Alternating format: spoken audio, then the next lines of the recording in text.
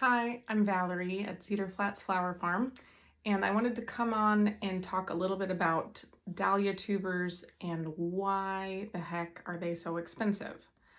So if you're new to the dahlia tuber game, there is a wide range of what's out there. So when I started, I got all of my tubers at Costco or Home Depot or wherever they were. And that was just in 2020. So I've learned a lot, but also you can start small and you can start anytime and you can start with whatever's available. Some considerations when they're those lower cost options, the tubers that you receive might not be the healthiest. They will probably grow. They should grow, or get your money back, but they might not be the healthiest tubers you've ever seen. So often they come in like a clump and they look kind of sad.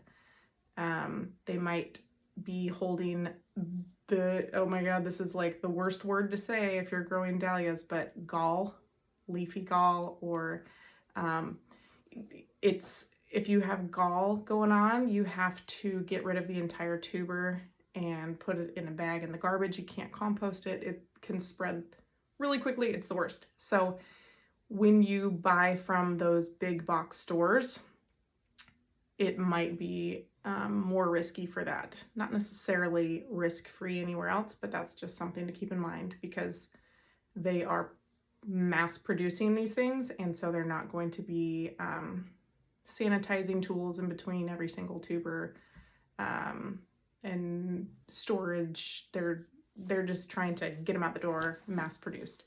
Another thing to think about is like the workers that are actually doing the digging and dividing.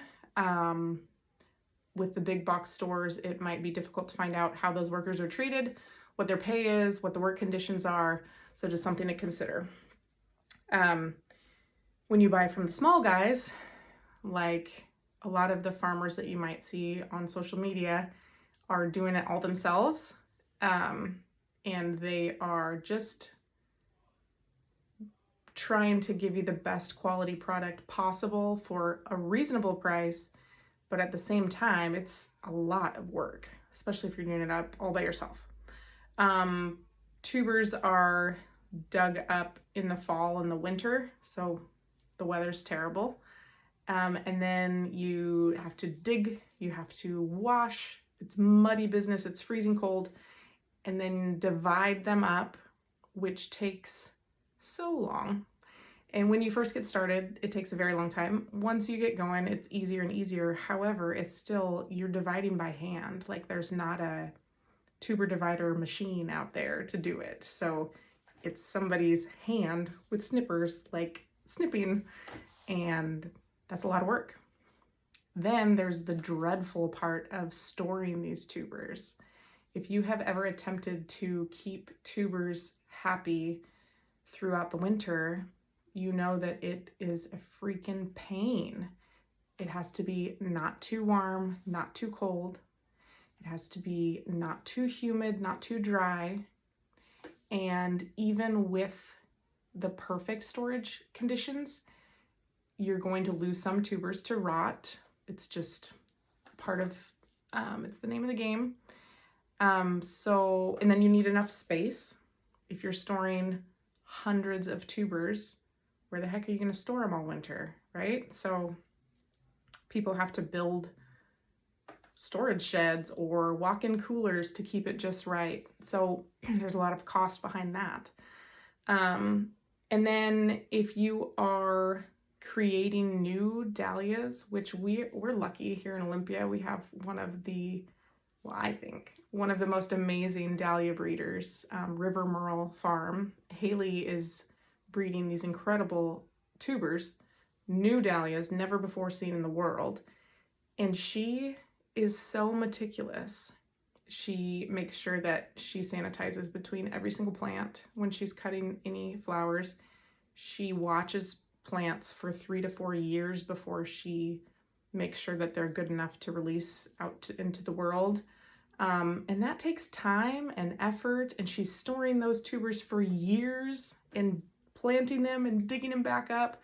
By the time it gets to you, in order to make it worth the farmer's time, it's got to be kind of expensive. Well, I shouldn't say expensive. It's not going to be $5. So some of the tubers out there that you'll see, some have been around for a long time and are fairly easy to find. And so those might be around like $10 to $12 per tuber. Keep in mind, you plant one and then the next year you get to dig it up and you're going to be able to divide it. Another option is that once you get that one tuber, you can take cuttings, and I'll make another video about that. So you get to multiply, but it's the long game. Other tubers that you might hear the term unicorns, they're really hard to find. They sell out in seconds, like not minutes, seconds. And they're just really high demand. And if that's the case, you can think about all of the effort that's gone into that and the pricing behind it. It makes sense.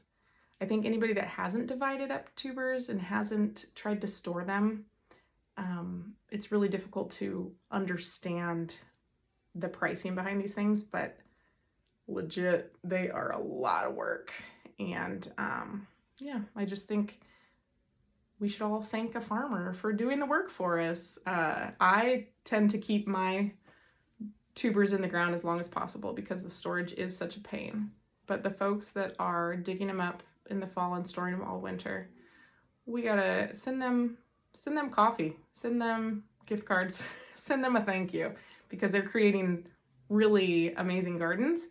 And yeah, we're all just really lucky for it. So hopefully that all makes a little bit more sense of why tubers are priced the way they are priced.